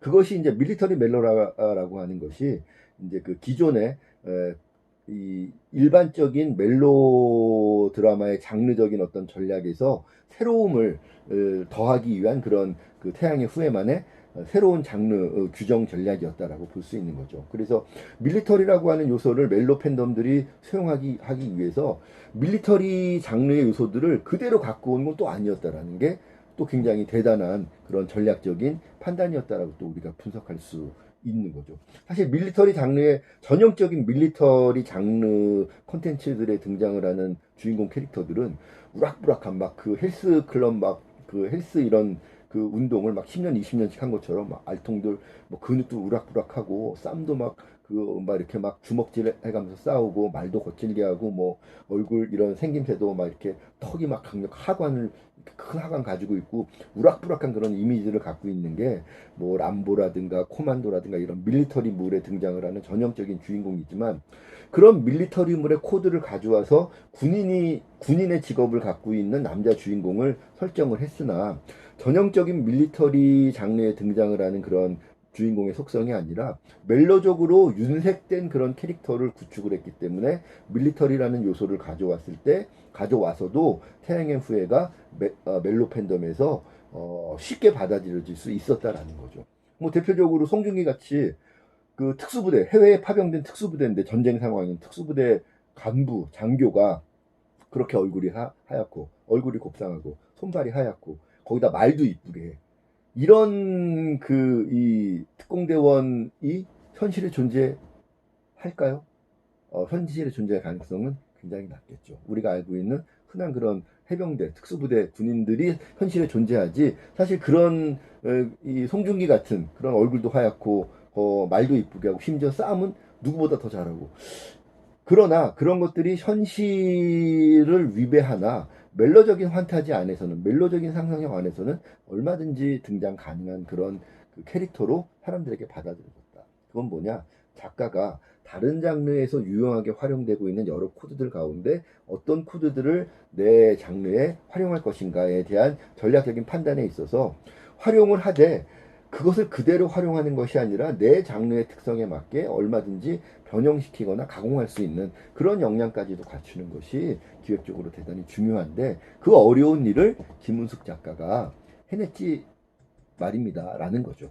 그래서 그런 측면에서 장르적으로 새로운 장르적인 어떤 전략을 장르적인 컨셉, 어떤 새로운 컨셉을 장르적으로 규정을 하는 것이 굉장히 중요한데, 그러한 것들, 새로운 장르적인 어떤 속성을, 컨셉의 속성을 구현할 때 중요하게 활용되는 것이 방금 태양의 후예의 사례처럼 개별 코드에 있다.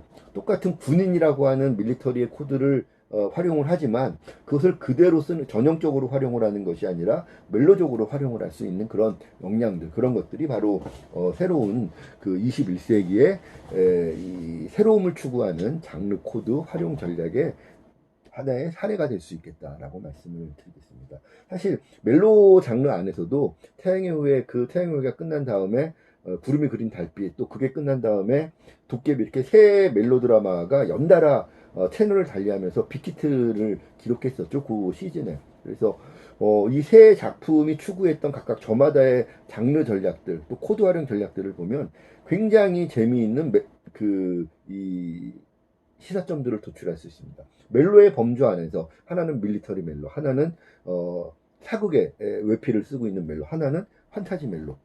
같은 멜로지만 코드 활용 전략, 장르 전략에 따라서 세 가지의 굉장히 차별화된 그 매력들이 다른 그런 멜로 장르 세 가지 장르를 우리는 비슷한 시간대에 비슷한 시기에 접할 수 있었다라는 것이죠. 그런 것들이 바로 프로페셔널들이 장르의 개념을 컨셉 구축에 활용을 하는 그런 사례들이라고 볼 수 있고 그러한 전략들이 성공적으로 대중들과 소통할 수 있었던 것들은 그러한 전략을 구현하기 위해서 동원한 코드 활용 전략이 굉장히 적절했기 때문이다라고 우리가 말씀드릴 수 있다라는 겁니다. 바로 그래서 그런 측면에서 현대의 대중예술의 주된 흐름은 여러 가지 장르들을 복합하고 여러 가지 장르들의 코드들을 복합적으로 활용을 하면서 새로운 자기 작품만의 어떤 그런 그 장르적인 방향성, 장르적인 컨셉을 구축을 하고 그 컨셉에 맞는 복합적인 코드 활용을 하는 것이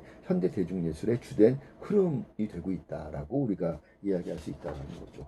물론 전형적인 장르 전략, 전형적인 코드 활용 전략이 여전히 시장 한쪽에서는 유의미하게 시장을 형성하고 있습니다. 대표적인 게 트로트 시장이죠.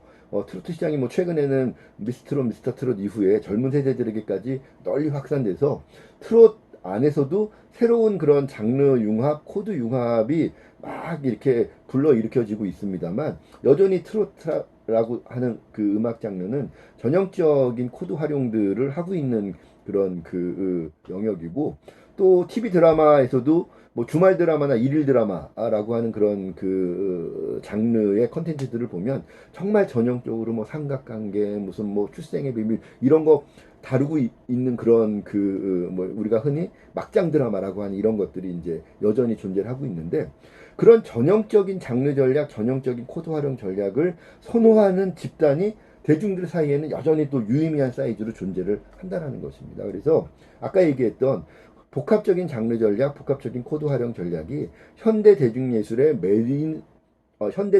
산업의 메인스트림에서는 굉장히 유의미하게 그 흐름을 구축해 가고 있고 그러한 흐름이 확대되어 가고 있는 그 추세인 것은 맞다. 그러나 그것만이 전부는 아니다. 한쪽에는 여전히 그런 복합적인 장르 활용 전략을 어렵다거나 거북하게 생각하는 사람들이 유의미한 사이즈로 존재하기 때문에 좀 더 익숙함을 새로운 어떤 시도보다는 좀 더 익숙함을 좀 더 원하는 그런 성향을 갖고 있는 대중들을 위한 전형적인 장르 활용 전략, 전형적인 코드 활용 전략도 시장에서는 유의미한 기획의 하나의 방향, 전략적인 선택이다라고 볼 수 있다라는 거죠. 그래서 추세는 선택의 문제인 거죠. 이것도 마찬가지죠. 아까 주류가 중요하냐, 비주류가 중요하냐, 선택의 문제라고 말씀을 드렸듯이 복합적인 장르 전략을 선호하는 사람들 그리고 그런 전략을 통해서 대중들을 만나고 싶은 기획자들은 복합 장르 전략, 복합 코드 활용 전략에 좀 더 집중해야 되는 것이고 아니야 나는 뭐 다른 사람들이 그렇게 경쟁자들이 가더라도 나는 그래도 익숙한 게 좋아라고 하는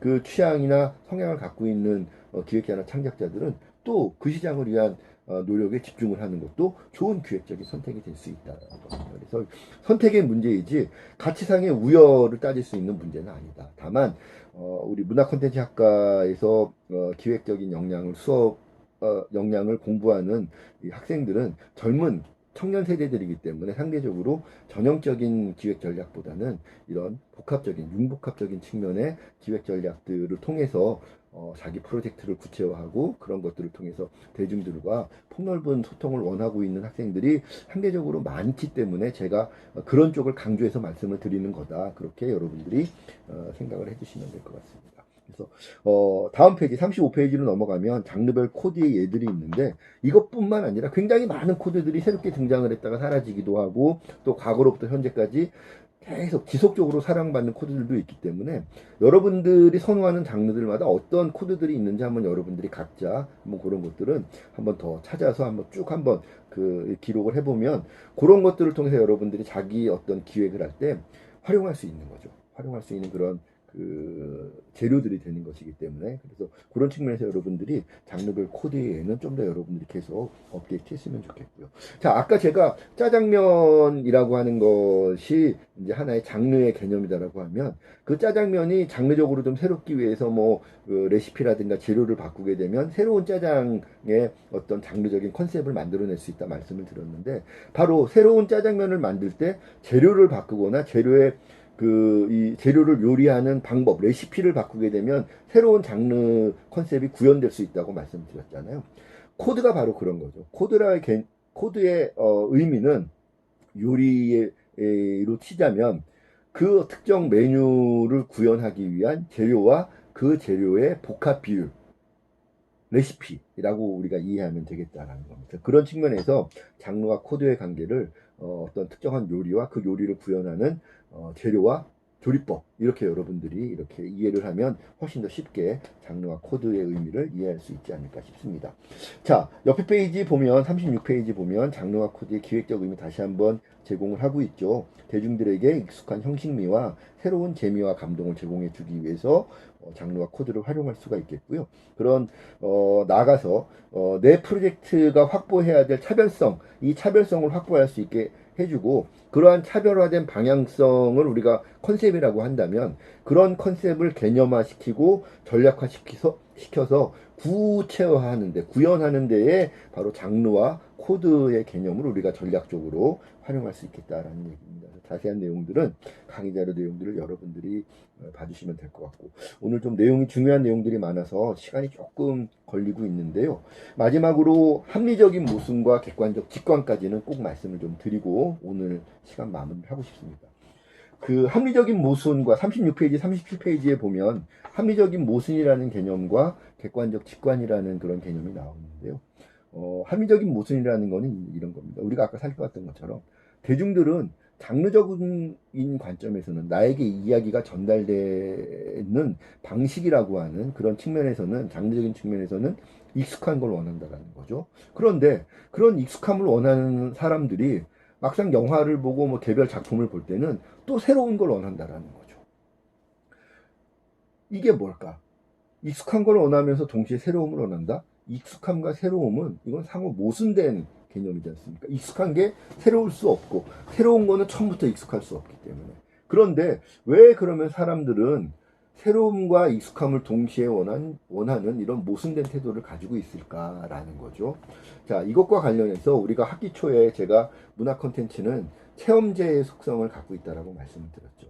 한번 체험제의 속성을 갖고 있기 때문에 내가 이걸 체험하기 전까지는 정말 이것이 나에게 만족을 주는지 안 주는지 이 상품의 효용을 체험하기 전에는 알 수 없기 때문에 하나의 작품을 선택할 때 훨씬 더 많은 그런 그 탐색과 정보 수집, 비교 평가의 이런 과정에 많은 투자를 해서 선택을 한다. 그럴 수밖에 없는 것이 체험제이기 때문에 그렇다. 이런 말씀을 드렸었는데 그 개념을 여러분들이 떠올리면 이런 모순적인 태도를 통해서 문화 콘텐츠 작품을 선택을 하는 대중들의 이런 선택의 기준, 선택의 태도들을 우리가 좀 더 쉽게 이해할 수 있다는 겁니다. 아까 말씀드린 것처럼 대중들은 문화 콘텐츠 수용과 소비를 하는 주체들인데 그 소비와 수용의 주체로서 어쨌든 자기의 비용을 투입해서 문화 콘텐츠 어떤 특정한 작품을 보는 거예요. 영화는 예를 들면 10,000원, 음원은 좀 싸지만 몇백 원 이상, 아니면 한 달에 정액권 얼마 이런 비용을 들여야 영화든 음악이든 게임이든 웹툰이든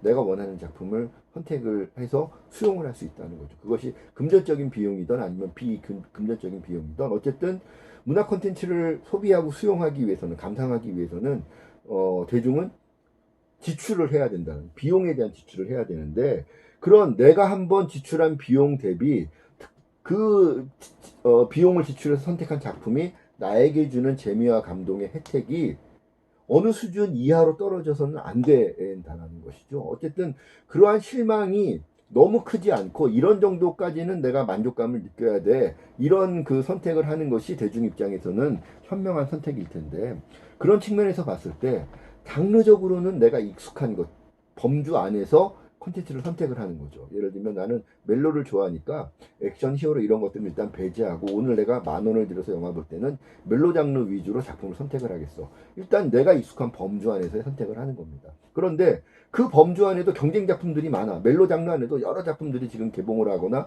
혹은 뭐 드라마나 이런 데에서 멜로 작품들이 경쟁을 하고 있다라는 거죠. 선택받기 위해서. 자, 체험제로서 선택받기 위해서 경쟁을 하는 그런 작품들이 막 선택을 하고 있는데 선택을 해야 되는 주체인 대중 입장에서 봤을 때는 그러면 어쨌든 이 많은 작품들이 경쟁을 하고 있지만 내가 지금 드릴 수 있는 비용은 한 편을 볼 수 있는 10,000원밖에 없어. 그럴 때에는 익숙함의 범주 안에서 멜로를 선택을 했지만 멜로 장르 안에서 많은 경쟁 작품들이 있어서 그 작품들 사이에서 내가 최종적으로 오늘 10,000원을 지출한 작품을 선택을 할 때는 야, 이 작품들에 대해서 정보도 검색해보고 뭐 이렇게 그 댓글들, 평들도 봤더니 그 중에서 이 작품이 내가 그 이전에 봤던 다른 작품들이 나에게 제공했던 그런 재미와 감동의 유형이나 속성이 아닌 새로운 측면의 재미와 감동이겠네? 그럼 나는 멜로라는 그런 범주에서 안심을 하고 너의 낯섦을, 새로움을 나는 선택하겠어. 라고 작품을 선택하는 경향들을 보인다는 거죠. 이렇게 되면 내가 드리는 비용 대비 이 작품이 나에게 주는 그런 만족감이라고 하는 이 양 측면에서 일정한 만족감을 확보할 수 있다라고 하는 장점이 이러한 태도를 갖추게 된 익숙함과 새로움을 동시에 추구하는 장르적으로는 익숙하되 코드의 측면에서는 새로움을 원하는 이러한 두 가지 모순된 기준을 동시에 적용을 해서 작품을 선택하는 이러한 태도를 확립하게 만들지 않았겠는가라고 보는 것이죠. 그래서 그런 측면에서 소비자는 한 번의 수용 행위를 통해서 최선의 재미와 감동의 혜택을 얻어야 되기 때문에 그런 측면에서 장르적으로는 익숙함을 코드적으로는 새로움을 추구하는 그런 모순된 두 가지 기준을 한 번에 적용을 하는 이런 태도들을 확립해 왔다. 그래서 이러한 태도를 제가 이제 어떤 논문에서 뭐라고 개념화 시킨 거죠. 용어를 합리적 모순이다라고 제가 한번 정의를 해본 겁니다. 모순된 거죠. 새로움과 익숙함 서로 모순된 이런 그 기준이지만 이러한 모순된 것들을 동시에 적용시키는 이러한 태도는 문화 소비자 입장에서 대중예술 소비자 입장에서는 대단히 합리적인 그런 태도이다. 그래서 모순은 비합리적인 것처럼 보이지만 익숙함과 새로움을 동시에 추구하는 장르적인 익숙함과 코드적인 새로움을 동시에 추구하는 이러한 태도는 문화예술 소비자 입장에서는 대단히 합리적인 그런 태도이기 때문에 이러한 태도를 우리는 합리적인 모순이다라고 이야기할 수 있다는 겁니다. 그래서 중요한 것, 대중들이 왜 합리적 모순이라고 하는 이러한 문화 콘텐츠 선택의 기준을 확립해 왔는가? 이 원인을 우리가 이해하는 것이 중요하겠죠. 그 이유에 부응을 할 수 있는 방식으로 우리가 콘텐츠를 장르 활용 전략, 코드 활용 전략을 통해서 컨셉화 시키는 것이 중요하니까 그런 관점에서 우리가 합리적 모순이라고 하는 문화 콘텐츠 소비 선택의 기준을 확립한 대중들의 그런 이유를 우리가 이해하는 것이 중요하겠다라고 말씀을 드리고 싶고요.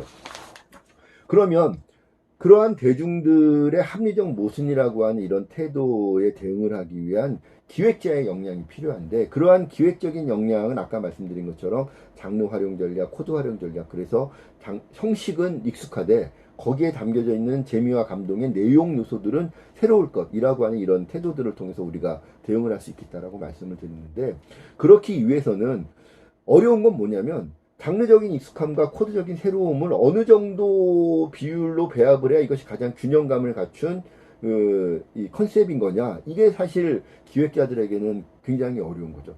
자칫 장르적인 익숙함에 조금 치우치면 대중들은 야 이거 고루하다 이렇게 얘기를 하고 또 자칫 너무 코드적인 새로움에 이렇게 치우치면 야 너무 난해하다 이건 뭐 장르적으로 나하고 안 맞아 이런 반응을 또 보이기 일쑤라는 거죠. 그래서 사실 기획자나 작가의 입장에서 보면 합리적인 모순이라는 태도는 사실 굉장히 변덕스러울 수도 있는 거거든요. 어디까지를 사람들은 합리적인 모순의 기준으로 합당하게 선택을 하는 것이고 어느 정도부터를 거기에서 배제하는 것인가 그것을 판단하고 자기 나름의 어떤 기획적인 기준을 갖추기가 굉장히 어렵다라는 겁니다.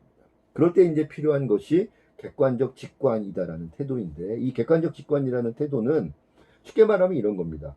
그런 합리적인 모순에 대응하기 위한 그런 여러 가지 그런 그 판단들을 기획자는 평소에 우리가 지난 시간에 살펴봤던 많은 것을 경험하고 또 그 경험에 대해서 많이 사유하고 또 그런 사유를 통해서 자기만의 어떤 시선, 기획자적인 시선을 갖춰서 그런 자기만의 관점으로 어떤 사물과 현상을 분석하고 해석을 하면서 새롭게 재정이 내릴 수 있는 그런 역량을 갖춰서 절대라고 이렇게 함부로 확신하지 않는 겸손한 태도까지 가졌을 때 합리적인 모순에 대응할 수 있는 자기 역량을 갖출 수 있겠다라는 거죠. 그런데 그러한 역량은 하루아침에 이루어지는 것은 아니다.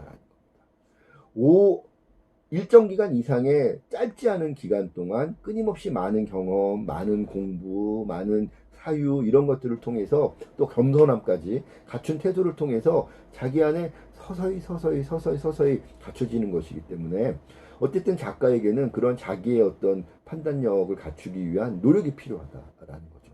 그래서 기획자가 내려야 되는 그런 판단은 사실 논리적이기가 어렵습니다. 왜냐하면 인간의 감성을 상대하는 것이기 때문에 어디부터 어디까지가 합리적인 모순에 부합하는 거고 어디서부터가 부합하지 않는 것이야?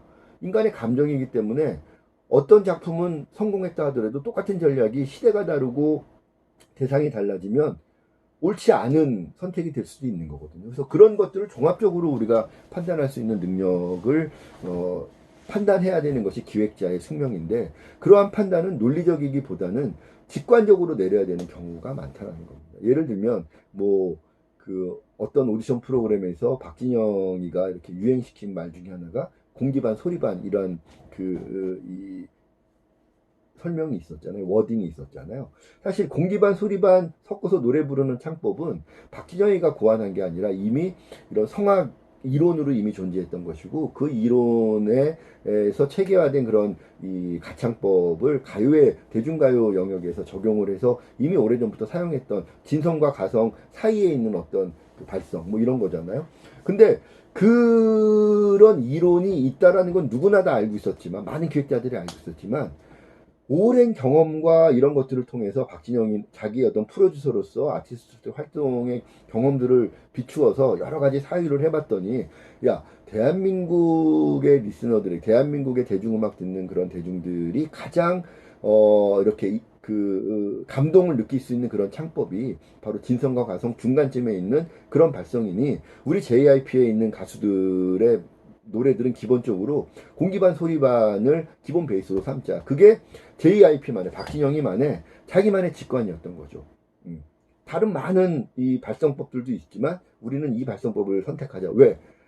본인의 어떤 그 경험, 본인의 사유를 통해서는 그 발성이 보다 많은 사람들을 설득할 수 있는 발성법이기 때문에 직관적인 그런 판단을 내린 거죠. 논리적인 건 아니죠. 통계를 내본 것도 아니고 아니죠. 여러 가지 자기가 육성했던 아티스트들의 음반의 성적들 또 노래에 대한 반응들 이런 것들을 본인 스스로 생각을 해봤을 때 판단을 했을 때 그런 판단을 할 수 있었다라는 것이죠. 그러니까 그런 판단이 성공을 했기 때문에 사람들이 인정을 하지만 사실 그것이 논리적인 것은 아니다.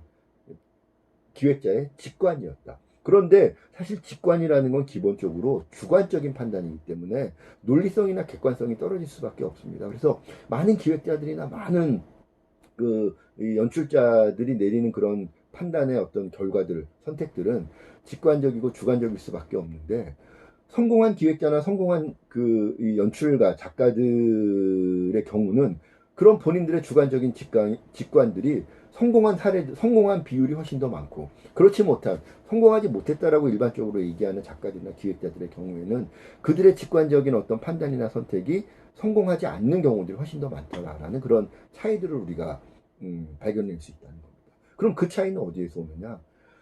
많은 기획자들이 자기의 직관의 성공 가능성이 높다라고 믿고 그러한 기획적인 판단을 프로젝트화 시키는 것이지만 누군가는 성공을 하고 누군가는 실패한다면 뭔가 원인이 있을 것이다. 어디에 그런 원인이 있느냐? 자기의 직관이 비록 주관적인 사고의 결과이지만 그러한 주관적인 사고가 보다 큰 객관성을 확보할 수 있도록 평소에 많은 노력들을 기울이느냐 그렇지 않았느냐의 차이가 있더라라는 거죠. 박진영이가 수없이 많은 히트 작품들을 발표했지만 실패한 사례들도 얼마든지 많습니까? 노을 이런 팀들은 사실 막 그 JYP가 엄청나게 밀었던 팀이지만 결국 뭐 잘 안 돼서 다른 회사로 옮겼고 지금도 사실 그렇게 빛을 보는 그런 팀들은 아니고 그 중에 강균성 정도만 뭐 예능에서 두각을 나타내는 뭐 이런 그 사례들도 JYP에 있죠. 뭐 회사들마다 그런 사례들이 많이 있습니다. 뭐 예를 들면 YG에서는 휘성이 못 버티고 나갔다가 뭐 요즘 뭐 문제가 되고 있지만 휘성, 거미 다 YG에서 출발했다가 못 버티고 나가서 다른 회사 가서 잘 된 케이스들이고 또 YG에서 막 제2의 세븐을 제2의 B를 만들겠다고 미국 보내서 막 했던 세븐 국내에서 잘 나가다가 미국 가갖고 잘 안 돼가지고 쫄딱 망해서 돌아온 이런 케이스들도 얼마든지 회사들마다 많이 있습니다. 그런데 그러한 실패의 경험들까지를 다 포함을 해서 자기의 경험이 경험으로 그치는 것이 아니라 지난 시간에 제가 강조했던 거 경험을 노하우로 전환시킬 수 있는 사유의 과정들이 필요하다. 그 사유의 과정에 얼마나 많은 투자를 했는지가 기획자의 주관적인 직관이 객관성을 얻을 수 있느냐 그렇지 못한 그냥 주관적인 확률에 그냥 유행에 맡기는 판단인 거냐의 차이를 나타내는 근본적인 원인이 된다라는 것입니다. 그래서 기획자는 자기의 주관적인 판단, 직관에 의한 판단이지만 그런 판단을 통해서 매 순간에 순간순간 판단을 내려야 되는 게 기획자의 숙명이죠. 그러나 그런 주관적인 판단인 직관이 그런 직관력이 평소에 많은 경험 또 그러한 경험들에 대한 사유를 통해서 성공과 실패의 요인들을 분석하고 적용할 수 있는 자기만의 노하우로 내재화될 수 있도록 평소에 얼마나 많은 노력들을 기울여야 되는가 그런 노력들을 통해서 자기의 직관이 객관성을 담보할 수 있도록 해야 되는가 라고 하는 그런 측면에서 기획자들의 평소의 노력들 일상적인 노력들이 중요할 수밖에 없다. 그래서 객관성을 담보한 그 성공한 기획자들의 그런 직관을 저는 객관적 직관이다라고 표현을 한다라는 거죠. 사실 객관성과 직관도 서로 모순되는 개념이죠. 그러나 그런 모순되는 개념들도 하나의 관점으로 아우를 수 있을 정도의 역량들을 갖추는 것이 기획자에게는 굉장히 중요하다라고 강조하고 싶은 것입니다. 그래서 그런 합리적인 모순이라고 하는 대중들의 콘텐츠 선택의 태도들에 대응을 하기 위해서는 그 변덕스럽고 시시각각 그 선택의 기준들이 바뀌고 하는 그런 합리적 모순이라고 하는 이런 태도들에 기획자들이 적절하게 대응하기 위해서는 결국은 자기의 직관이 객관성을 담보할 수 있도록 많은 시간과 노력을 들여서 자기의 직관력을 객관화시키지 않으면 안 된다. 그래서 자기의 직관을 객관적 직관일 수 있도록 준비해야 된다. 자기의 직관이 주관적인 직관의 영역에 머무르면 그건 좋은 기획자의 역량이라고 말할 수가 없다라는 것이죠. 그래서 그런 측면에서 합리적 모순에 대응을 하는 기획자의 중요한 역량은 객관적인 직관력을 얼마나 평소에 갈고 닦아서 준비하느냐의 차이에 있다라는 말씀을 드리고 싶습니다. 그래서 기획자가 갖춰야 될 자기 역량, 핵심은 객관적 직관에 있는데 그 역량, 객관적 직관이라고 하는 그런 역량을 갖추기 위해서는 부단한 노력이 필요하다. 하루아침에 얻어지는 것이 아니다. 아티스트들은 타고난 천재가 있을지 모르겠지만 기획자는 타고난 천재가 그렇게 많지 않다라고 제가 그 부분은 자신 있게 말씀드릴 수 있다는 것이죠. 그런 준비를 학부 과정에서부터 차근차근 많이 경험하고 책도 많이 읽고 또 그런 것들에 대해서 많이 스스로 한번 사유하고 분석하면서 자기만의 관점, 객관적 직관의 관점을 갖기 위해서 노력하는 것 그것이 기획자에게 가장 중요한 핵심 역량이다. 뭐 know yourself, 뭐 know your concept, 뭐 장르 전략, 코드 전략 아무리 그거를 이론적으로 자기가 뭐 머릿속에 외우고 있다 하더라도 객관적 직관을 통해서 그것을 자기 나름의 관점에서 적용하고 해석할 수 있는 역량이 없다면 그런 많은 기획적인 전략들 머릿속에 암기하고 있는 거 큰 도움이 되지 못한다는 것입니다. 그래서 객관적인 직관 역량을 갖추기 위해서 기획자는 부단한 노력을 해야 되고 또 문화 콘텐츠학과 학생들 특히 기획자로 뽑는 학생들이기 때문에 학부 시절부터 학부 4년 동안 그런 역량의 토대를 쌓을 수 있는 준비를 해야 된다.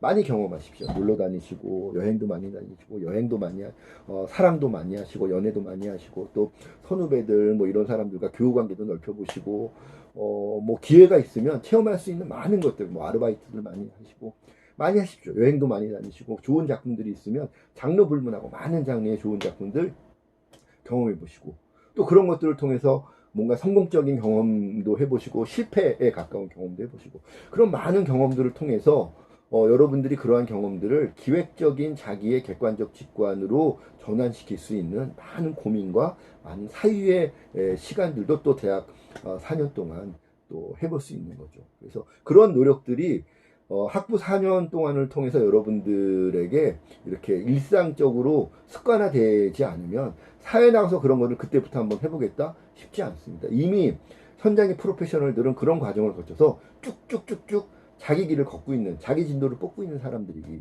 때문이라는 것이죠.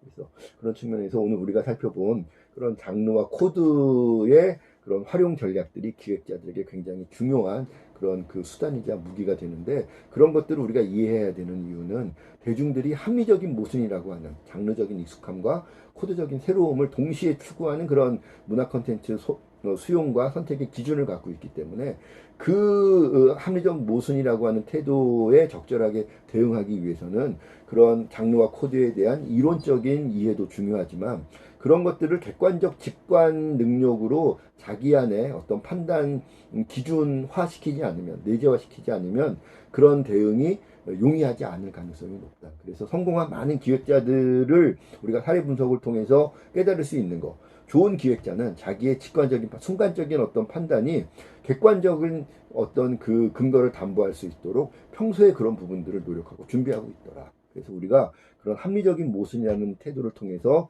문화 콘텐츠를 소비하고 선택하는 대중의 그런 태도에 대응하기 위해서 기획자들은 자기의 직관력이 객관적일 수 있도록 평소에 많은 노력들을 기울여야 된다. 그 노력들을 어떻게 해야 되느냐? 지난 시간에 우리가 살펴봤던 프로듀서의 10가지 사고방식 가운데 뒷부분에 6번째부터 10번째까지의 그러한 그 노력들을 통해서 자기의 경험, 공부 이런 것들이 객관적 직관화 될 수 있도록 평소에 많은 노력들을 기울여야 된다라고 하는 것까지 오늘 제가 강조하면서 말씀을 드리도록 하겠습니다. 강의 자료에 보면 박스 안에 들어가 있는 내용들 있죠. 이 부분들은 사례들이기 때문에 제가 강의 자료에 동영상 강의 때 굳이 뭐 언급하진 않았고요. 이런 사례들이 해당 강의 자료의 내용들에 연관되어 있는 사례들이기 때문에 그런 사례들이 어떤 것들이 있는가 정도 여러분들이 각자 읽어보면서 박스 안의 내용들은 이해하시면 될 것 같고요. 박스 안의 내용 사례들 말고도 더 많은 사례들이 있을 겁니다. 오늘 살펴봤던 장르 전략, 코드 전략, 또 컨셉 구축 전략, 또 그런 것들을 통해서 대중의 합리적인 모순을 상대하는 어떤 기획자의 객관적 직관력이 잘 발휘된 사례, 이런 것들 한번 여러분들이 나름대로 한번 또 찾아보십시오. 그래서 그런 사례들을 찾아보면서 그런 사례들을 통해서 기획자들은 어떤 객관적 직관 능력들을 발휘했는가, 이런 부분들을 여러분들이 사례들을 쭉 찾아보고 분석하는 과정을 통해서 체험을 한다면, 또 그런 것들을 통해서도 여러분들 스스로의 객관적 직관력을 이렇게 함양을 할 수 있는 좋은 또 방식이 되니까, 이 박스 안에 있는 사례들 말고도 사실 요거 몇 년 된 사례들이거든요. 제가 요 부분들은 최근에 업데이트를 못했어요. 지난 학기에 제가 박사 논문 쓰느라고 바빠갖고 업데이트를 많이 못해놨는데, 그런 내용들은 두 번째 강의 자료 다윈주의 장르 이론에 제가 그런 부분들은 많이 반영을 해놨습니다만, 그 내용들은 우리가 2학기 때 살펴보게 되니까 이 박스에 나와 있는 사례들을 대체할 수 있는 최신 사례들은 한번 여러분들이 각자 한번 찾아보면서 자기 나름의 그런 그 내용으로 소화할 수 있도록 그렇게 해주시면 좀 더 도움이 되지 않을까 싶습니다. 자, 오늘 조금 시간이 굉장히 많이 걸려서 요번 9번째 동영상 강의는 진행이 됐는데요. 중요한 내용이어서 제가 조금 시간을 길게 잡을 수밖에 없었다 양해해 주시고요. 자, 다음 주에는 마지막 동영상 강의가 되겠습니다. 스토리텔링에 대해서 기획자가 갖춰야 될 여러 가지 역량 가운데 또 스토리텔링을 활용을 할 수 있는 역량이 또 굉장히 중요하기 때문에 스토리텔링에 대한 부분들 다음 주에 마지막으로 살펴보겠고요. 자, 별도로 한 번 더 제가 사이버 캠퍼스 공지사항란에 말씀을 드리겠습니다만, 지금 팀별, 모든별 프로젝트 관련해서 제가 팀 티칭 진행하고 있어서 많은 팀들이 지금 저하고 상담 진행을 하고 있는데요. 제가 팀 티칭 상담하면서는 말씀을 드렸지만 6월 15일과 6월 22일 날 두 차례에 걸쳐서 각 모든별 프로젝트 지금 준비하고 있는 기획안에 대해서 발표하는 그런 시간을 갖도록 하겠습니다. 그래서 그램에 들어와서 팀스에 들어오셔서 실시간 화상 강의 형식으로 진행을 할 거고요. 6월 15일은 1, 2, 3모둠, 6월 22일은 4, 5모둠 이렇게 순서로 진행을 하도록 할 테니까 또 다음 주 마지막 동영상 강의 내용들 까지 여러분들 잘 참여해 주시고 또 그런 내용들 각자 자기 모든 프로젝트에 그런 내용들 잘 한번 적용하셔가지고 의미 있고 또 보람 있는 그런 그 프로젝트들 발표가 될 수 있도록 준비 잘 해주시기를 모두들로 부탁을 드리겠습니다. 자, 오랜 시간 동안 오늘 고생들 많으셨고요. 오늘 동영상 강의는 여기까지 마치도록 하겠습니다. 수고들 많으셨습니다.